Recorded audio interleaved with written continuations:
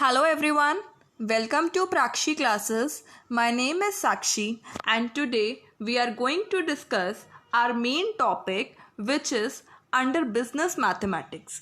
Business mathematics के subject में हमने जो टॉपिक उठाया है वो बेसिक मैथमेटिक्स ऑफ फाइनेंस है, जिसमें हम अपने एन्युटी के कंसेप्ट को एक्सप्लेन कर रहे हैं। अभी तक जितनी भी वीडियोस डाली गई हैं एन्युटी रिलेटेड वो लेसन नंबर 5 तक कवर हो चुकी हैं। आज जो हमारा लेसन है वो लेसन नंबर 6 होगा। इस लेसन नंबर 6 में हम नया टॉपिक स्टार्ट करने जा रहे हैं and that new topic deals with annuity due. Annuity के कंसेप्ट में मैंने आपको सबसे पहले ये समझाया था कि डिफरेंट तरीके की एन्युटीज़ होती हैं। फिर हमने ऑर्डिनरी एन्युटी का टॉपिक उठाया था और उसके बहुत सारे प्रैक्टिकल क्वेश्चंस करे थे और मैंने आपको एट द लास्ट वीडियो में लेसन नंबर 5 की वीडियो में आपको प्रैक्टिस क्वेश्चंस भी दिए थे। ठीक है, तो आज इस लेसन नंबर 6 की वीडियो में हम नेक्स्ट टॉपिक पे डिस्कस करेंगे that is a new concept which is annuity due. ठीक है, और ये जो कोर्स है ये BBA BCom programme as well as BCom honours के स्टूडेंट्स के लिए बहुत बेनिफिशियल है। सो आप देखिएगा वीडियो और वीडियो को देखने के बाद मुझे कमेंट सेक्शन में ज़रूर बताइएगा कि आपको कैसी लगी वीडियो, और अगर आपको वीडियो अच्छी लगी तो आप लोग को पता है लाइक ज़रूर करना है। ठीक है, but it's a first request that कि अगर आप किसी भी वीडियो को देखते हैं बीच में से तो इट्स इम्पॉर्टेंट कि आप उसके पिछले वीडियो ज़रूर देखें, उसके पिछले पार्ट ज़रूर देखें, क्योंकि हर वीडियो जो होता है वो नेक्स्ट पार्ट तभी समझ आएगा आपको जब आपको उसका पिछला पार्ट समझ आएगा। ठीक है, जब तक आप उसका प्रीवियस पार्ट नहीं देखेंगे तो नेक्स्ट पार्ट आपको क्लैरिटी से समझ नहीं आएगा। तो आई रिक्वेस्ट यू कि लेसन नंबर 1 से लेकर लेसन नंबर 5 तक जितने भी एन्युटी रिलेटेड वीडियोज़ हैं उन्हें आप देखें और फिर आप लेसन नंबर 6 पे जंप करें। ठीक है, ओके, तो चलिए स्टार्ट करते हैं।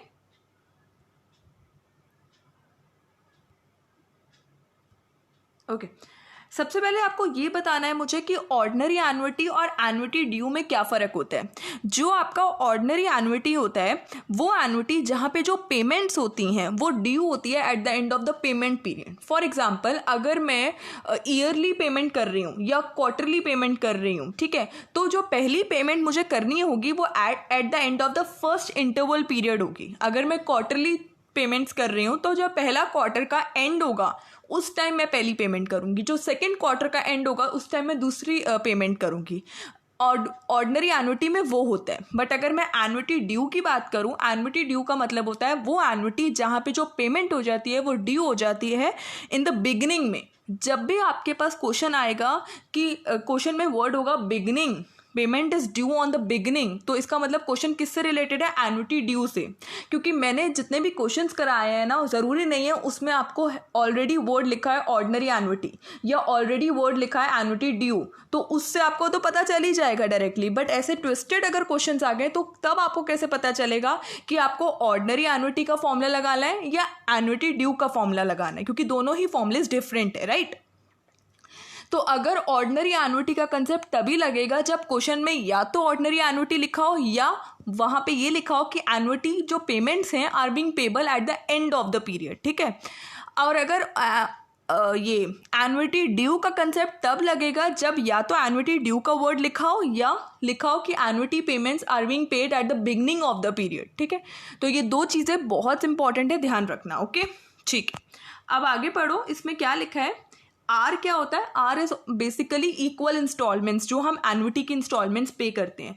देखो यहाँ लिखा है due in the beginning of each instalment period. जब भी आपका इंटरवल पीरियड या इंस्टॉलमेंट पीरियड आता है उसी की बिगिनिंग में आपको पे करना होता है। ठीक है, वही चीज़ है। आई हमने कैसे बनाया था? आर अपॉन 100, और एन क्या है यहाँ पे? Number of period. बस यहाँ पे डिफरेंस क्या है? यहाँ पे जो फॉर्मूला है वो बदल जाता है। बात समझ आ रही है?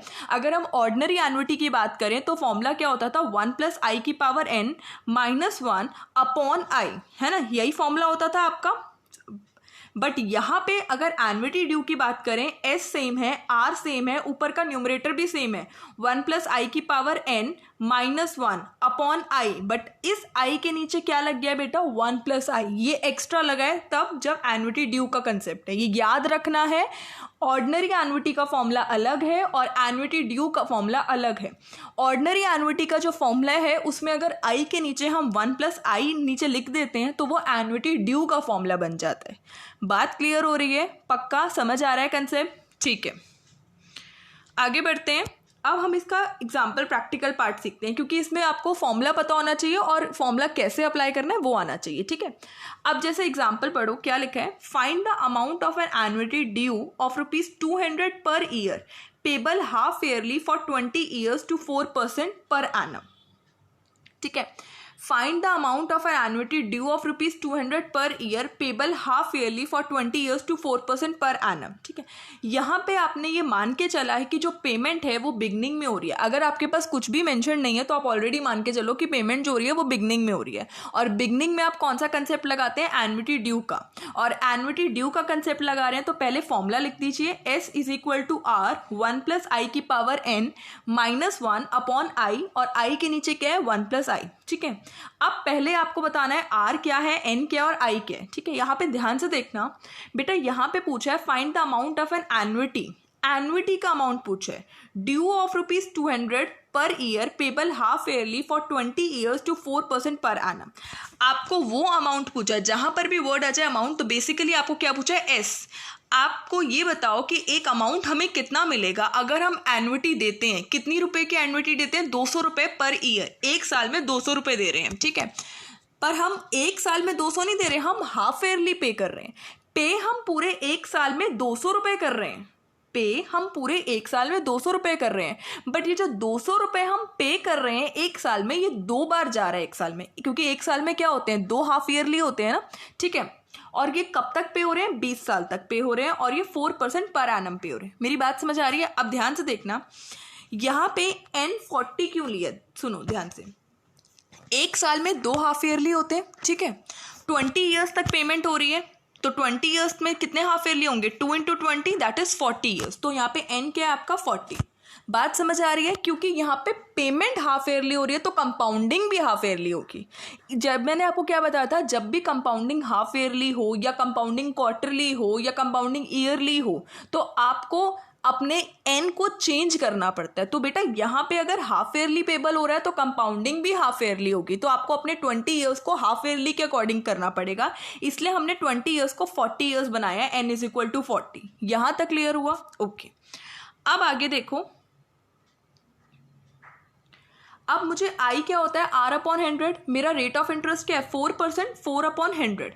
बट मैंने यहाँ पे 2 क्यों लिखा? क्योंकि मैंने आपको क्या बताया? हाफ ईयरली पेमेंट हो रही है, तो इसका मतलब कंपाउंडिंग भी हाफ ईयरली हो रही है, और एक साल में 2 हाफ होते हैं, इसलिए हम 2 से नीचे डिवाइड करते हैं।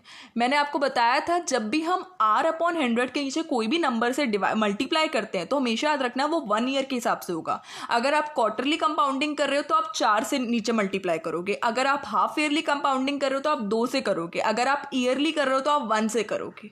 बात क्लियर हो रही है? अगर आप मंथली कर रहे हो तो फिर नीचे 12 आएगा। बात समझ आ रही है? ठीक है, ये समझ आया। 4/2 × 100 क्यों किया? तो 2 से ये 2 कटा, तो 2/100 = 0.02। ठीक है, अब जो मेन इंपॉर्टेंट पार्ट है वो ध्यान से सुनना। R क्या है? यहाँ पे हमें बोला हुआ है कि अब जो एन्युटी का अमाउंट है वो 200 रुपये है एक साल का। जो 200 रुपये एक साल में पे हो रहा है, बट हम जो है वो हाफ ईयरली कंपाउंडिंग हो रही है। इसका मतलब है एक साल में 200 तो पे हो रहा है, बट अगर हाफ ईयरली के हिसाब से देखें तो एन्युटी का अमाउंट कितना जा रहा है हाफ ईयरली? तो 200 को 2 से डिवाइड किया तो आंसर क्या आ रहा है? 100। तो यहाँ पे आपको R क्या लेना है? 100, ना कि R 200 लेना है, क्योंकि आपने अपने N को भी हाफ ईयरली बनाया है तो आपको अपने R को भी हाफ ईयरली बनाना था। यहाँ पे अगर लिखा होता ना कि 200 रुपये हाफ ईयरली, तो फिर हमें R को चेंज नहीं करती, बट यहाँ पे R जो है वो स्पेसिफाई किया हुआ है कि R जो है वो पेमेंट 200 जा रही है, पर ईयर जा रही है। समझ आ रही है?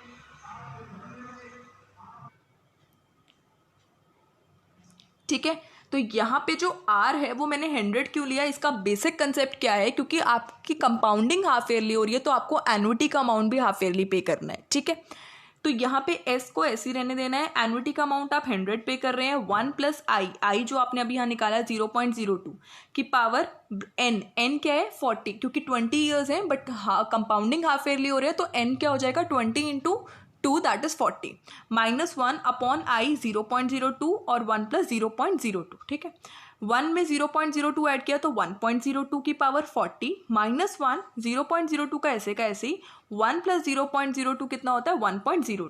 यहाँ तक क्लियर? ओके, अब आगे देखो, 100 का 100 ही रहने दिया। अगर मैं 0.02 को 1.02 से डिवाइड कर देती हूँ तो मेरे पास आंसर क्या आ रहा है, 0.0196। ठीक है, जब मैंने इन दोनों को डिवाइड कर दिया, ठीक है, तो डिवाइड करने के बाद जो आंसर आया वो 100 के बाहर डिवाइड में चला गया। बचा क्या मेरे पास, 1.02 की पावर 40 माइनस 1। ठीक है, अब 1.02 की पावर 40 को हमें कैलकुलेट करना है। इसका मतलब है 1.02 40 बार मल्टीप्लाई हो रहा है तो क्या वैल्यू निकलेगी। तो इसको हम कैलकुलेटर में भी अगर करना चाहे तो इट्स मोस्टली ट्रिकी पार्ट। ठीक है, तो हम इसको कैसे करते हैं, लॉग और एंटी लॉग यूज करके। तो देखो मैंने क्या बोला, 1.02 की पावर 40 को मैंने x मान लिया। हमें 1.02 की पावर 40 तो निकालना है, तो जो चीज़ हमें निकालनी होती है उसको हम x ले लेते हैं। अब मैं taking log on both sides, तो x के आगे भी लॉग लगा दूंगी और इस नंबर के आगे भी लॉग लगा दूंगी। तो देखो जब मैंने लॉग लगाया तो x के आगे भी लॉग लग गया और 1.02 की पावर 40 के आगे भी लॉग लग गया। फिर हमने वो पढ़ी थी फॉर्मूला कि लॉग m की पावर n हो तो n नीचे आ जाता है और लॉग m ऐसे का ऐसे ही रहता है। तो log x का log x ही रहा, ये जो 40 है n ये नीचे आ गया तो 40 हो गया, और log m का log m log 1.02 ऐसे का ऐसे ही रहा। अब हमें log 1.02 की वैल्यू निकालनी है या by using the log table. ठीक है, finding the value of log 1.02, ये कितनी आ रही है, 0.0086। अब ये कैसे आ रही है वैल्यू, ये आपको लॉग टेबल यूज़ करना आना चाहिए। पेपर में जब भी आप एग्जामिनेशन हॉल में जाते हैं तो आपको या तो लॉग टेबल प्रोवाइड करी जाएगी, बट जो लॉग टेबल होती है वो ऐसे नहीं होती कि सीधा आपको log 1.02 की वैल्यू दी होगी। आपको वहाँ पे फाइंड आउट करनी पड़ती है, कुछ कैलकुलेशंस लगानी पड़ती हैं, कुछ स्टेप्स करने होते हैं। तो वो स्टेप्स आपको कैसे आएंगे बेटा, मैंने अपने प्लेलिस्ट में वीडियोस क्रिएट करी हुई हैं जिसमें है how to use log table part 1 and part 2। आप प्लीज़ उसे देखें और आपको पार्ट 1 में ही क्लियर हो जाएंगे स्टेप्स। पार्ट 2 में मैंने एग्जाम्पल के थ्रू समझाया हुआ है कि कैसे हमें लॉग टेबल यूज़ करनी है और एक प्रैक्टिकल वैल्यू निकाल के भी दिखाई है आपको। So please watch it right now. आप इसको जैसे ही आप ये वीडियो देख रहे हो या तो इसके बाद देख लीजिए लॉग की टेबल कैसे यूज़ करना है, या इसी वीडियो को स्टॉप करके आप लॉग टेबल वाली वीडियो पे चले जाइएगा।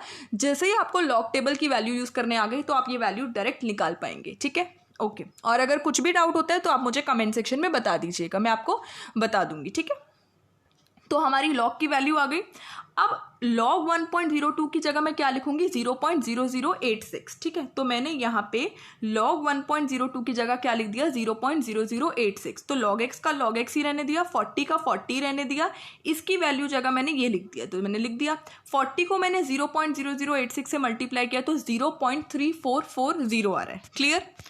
अब आगे देखो, पर मुझे तो x की वैल्यू निकालनी है, तो पर अभी मेरे पास log x आ गया 0.3440।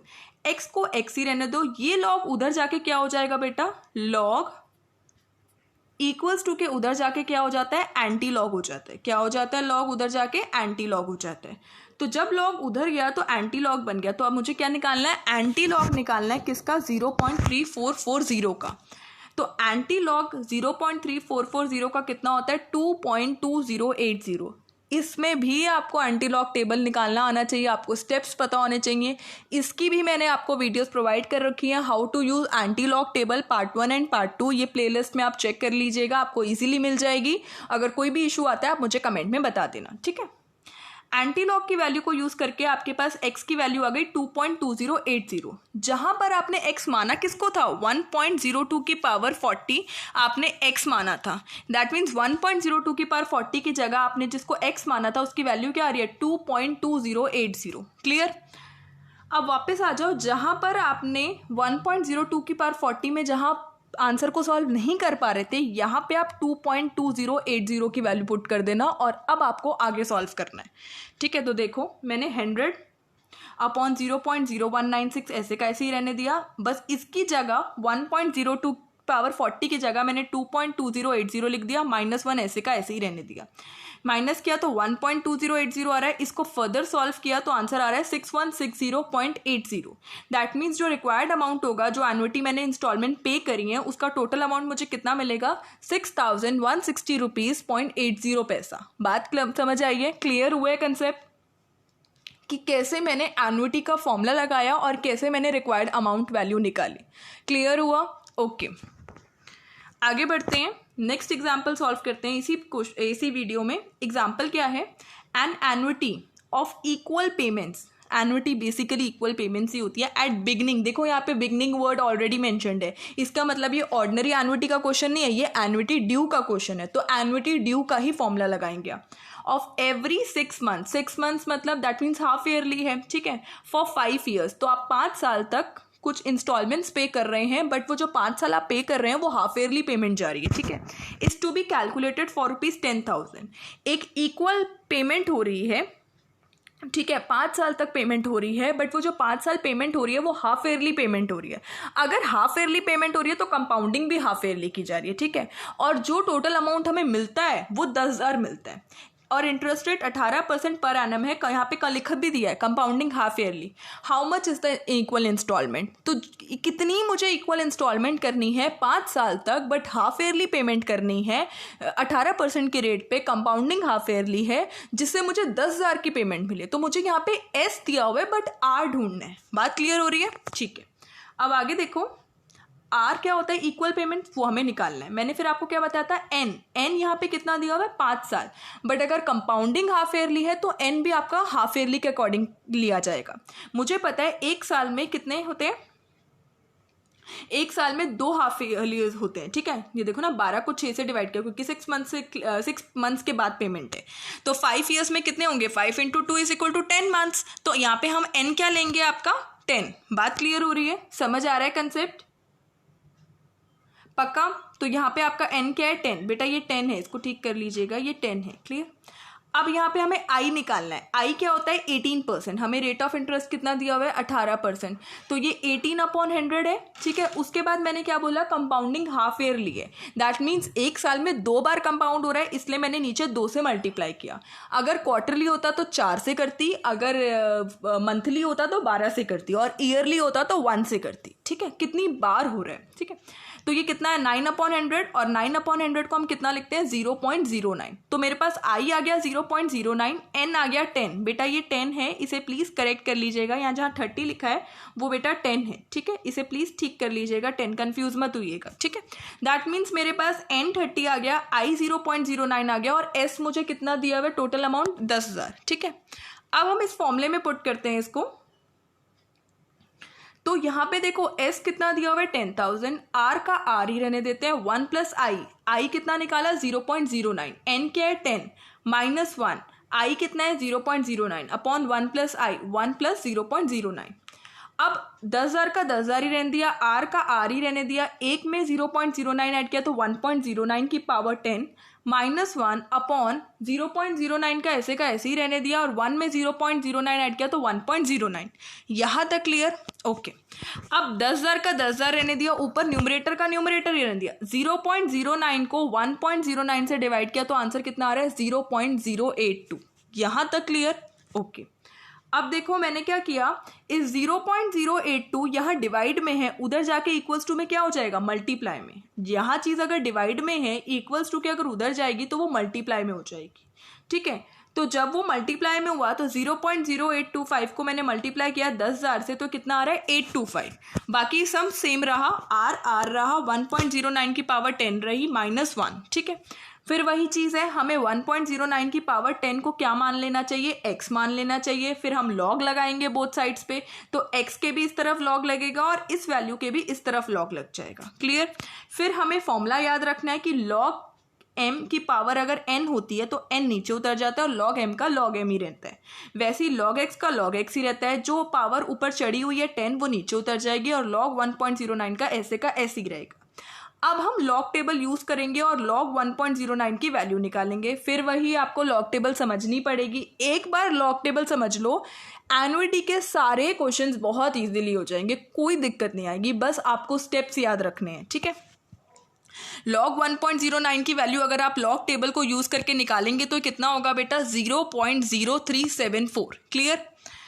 दैट मीन्स मैं यहाँ पे log 1.09 की जगह क्या लिखूंगी, 0.0374, और 10 को 0.0374 से मल्टीप्लाई कर दूंगी, ठीक है। नेक्स्ट स्टेप में देखो क्या लिखा है मैंने, log x का log x ही रहने दिया, 10 को 0.0374 से मल्टीप्लाई किया तो 0.374 आ रहा है। फिर हमें x की वैल्यू निकालनी है, तो x को x ही रहने देना है, ये लॉग उधर जाएगा इक्वल्स टू के, तो क्या हो जाएगा बेटा, एंटी लॉग बन जाएगा। अब हमें एंटी लॉग की टेबल निकालनी है, यूज करके हमें किसकी वैल्यू निकालनी है, एंटी लॉग ऑफ 0.374। फिर आपको एंटी लॉग की टेबल यूज करनी है, समझनी है, ठीक है। जैसे ही आप एंटी लॉग के टेबल्स के स्टेप्स याद कर लेंगे, आप इजीली एंटी लॉग की टेबल को यूज करके आप स्टेप वो निकाल लेंगे एंटी लॉग की वैल्यू, ठीक है। एंटी लॉग 0.374 का क्या एंटी लॉग निकलता है, 2.366। इसका मतलब मेरे x की वैल्यू क्या आ गई, 2.366। बात क्लियर हुई। जहां पर भी हमने क्वेश्चन को छोड़ा था, ये देखो बेटा, यहां पे ये हमारा लास्ट स्टेप था, ये 1.09 की पावर 10 जिसको हमने x माना था, यहां पे हम x की वैल्यू लिखेंगे जो हमने निकाली है, ठीक है। तो देखो 825 का 825 ही रहने दिया, r का r ही रहने दिया, हमारी x की वैल्यू क्या है, 2.366 माइनस 1। 825 का 825 रहने दिया, r का r ही रहने दिया, 2.366 में से 1 माइनस किया तो 1.366। 825 रहने दिया, 1.366 इधर मल्टीप्लाई में है क्योंकि ब्रैकेट है, ब्रैकेट हमेशा क्या डिनोट करती है, मल्टीप्लिकेशन। यहाँ ये मल्टीप्लाई में है, उधर जाके क्या हो जाएगा, डिवाइड में। तो 825 को अगर आप 1.36 से डिवाइड करते हैं तो 603.95 आ रहा है। Approximately it is 604, that is 604 rupees, ठीक है। आप अप्रॉक्स में भी अपना आंसर छोड़ सकते हैं, आप पॉइंट में भी अपना आंसर छोड़ सकते हैं, नो इशू, ठीक है। इसका मतलब है जो मेरे पास रिक्वायर्ड अमाउंट पेमेंट आ रही है, जो मेरे को एन्युटी की पेमेंट करनी थी, कितनी 5 साल तक हाफ ईयरली पेमेंट होगी, वो कितना है, ₹603.95। बात क्लियर हुई। इसको आप अप्रॉक्स 604 रुपीज़ भी लिख सकते हैं, नो इशू। बट आपको पहले अपना आंसर पॉइंट में निकालना है, जो लास्ट आंसर आप शो करेंगे आंसर करके, उसको आप अप्रॉक्स करके लिख सकते हैं। जब भी आप अप्रॉक्स लिखेंगे तो आपको ऐसा साइन बनाना है, right, okay. So from my side I hope कि आपको ये कंसेप्ट समझ आया हो, और आपका एन्युटी ड्यू में हमें कौन सा फॉर्मूला लगाना है और कैसे पहचानना है कि ये एन्युटी ड्यू का क्वेश्चन है। और वहाँ पे जब भी आपके पास कोई भी नंबर के ऊपर पावर दी होगी, उसको हमेशा लॉग और एंटी लॉग को यूज़ करके ही उसकी पावर की वैल्यू निकालनी है। कैलकुलेटर को यूज़ नहीं करना है इस टाइम पे, क्योंकि आपके पास दिक्कत आ सकती है। आप हो सकता है 40 बार मल्टीप्लाई करना है, आप सिर्फ 35 टाइम्स मल्टीप्लाई करो तो वैल्यू ना निकले। सो इसलिए you have to use the log table and the anti log table. और इसके लिए प्लीज़ आप एंटी लॉग टेबल और लॉग टेबल को यूज़ करना सीख लीजिए, ठीक है। So thank you so much for watching this video. I hope ये वीडियो आपको पसंद आई हो, और पसंद आई होगी तो प्लीज़ लाइक ज़रूर करा करें, and share with your friends, and please subscribe to my YouTube channel Prakshi classes, so that आप कोई भी वीडियो को मिस ना कर सकें। जैसी कोई नई वीडियो अपलोड हो आप उस वीडियो को देखें और शेयर करें अपने फ्रेंड्स के साथ, और मुझे कमेंट सेक्शन में ज़रूर बताइएगा कैसी लगी वीडियो, और अगर कोई डाउट हो तो भी आप मुझे मैसेज कर दीजिएगा। And the next question is कि अगर आपको किसी और टॉपिक पे वीडियोस चाहिए या किसी और टॉपिक पे एक्सप्लेनेशन चाहिए, आप मुझे कमेंट करके बता दीजिएगा। I will make the video on that topic, ठीक है। So thank you so much, bye bye, take care.